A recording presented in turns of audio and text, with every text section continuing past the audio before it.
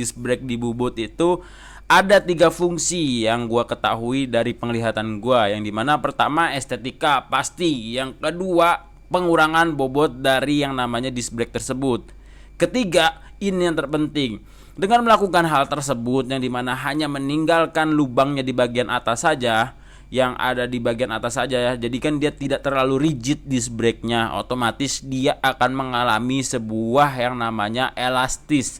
Nah, elastis itu biasanya kita sebut perubahan bentuk yang akan kembali ke bentuk semula atau bentuk awal. Nah, hal ini kenapa Bang? Apa fungsinya? Apa tujuannya? Tujuannya adalah merubah yang namanya disc brake standar yang rigid awalnya bisa menjadi semi floating. Ya kenapa? Karena yang tadinya lubang-lubangnya tadinya ada penguatnya di bagian bawahnya, cuman dikasih yang bagian atasnya saja, otomatis dia akan mengalami sebuah hal yaitu elastis, yang dimana apabila dia akan mengenai yang namanya kalipernya dia akan mengalami sebuah pergerakan seperti ini yang bisa dibilang elastis si disc brake-nya. Jadi kalau misalnya kalian yang namanya memiliki kaliper yang rigid atau yang paten, yang 4 piston, 2 piston, yang kagak goyang-goyang lah intinya ya, yang nggak kayak original. Nah, itu bisa kalian tiru tuh disc brake kalian yang bawaan pabrik original di bubut seperti itu untuk menghemat budget kalian sebelum membeli disc brake yang semi floating atau floating.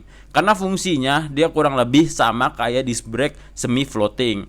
Nah, Bang, kalau misalnya patah gimana Bang? Nah, kalau misalnya patah itu sudah mengalami yang namanya plastis, yang dimana kalau misalnya plastis itu dia mengalami perubahan bentuk yang tidak merubah atau tidak kembali ke bentuk awal, yang dimana kalau misalnya dia sudah plastis, ketika dia mengalami sebuah gaya atau momen terus dijepit sama yang namanya kaliper terus patah nih.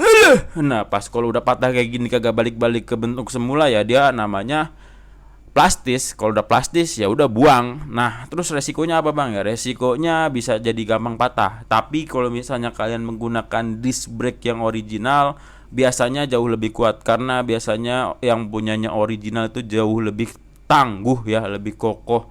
Karena logamnya yang digunakan juga logam-logam pasti ya, entah itu campuran besi dan stainless steel biasanya kalau disc brake tuh. Kalau yang KW atau yang buatan-buatan aftermarket yang murah itu biasanya bahan-bahan besi yang udah dilebur dijadiin yang namanya disc brake lagi, itu gampang patah biasanya. Jadi seperti itu ya guys ya.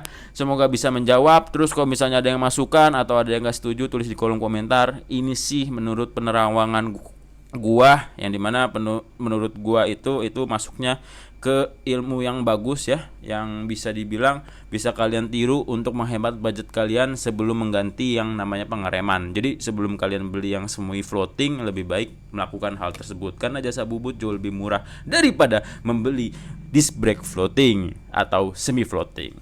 Gitu. Thank you.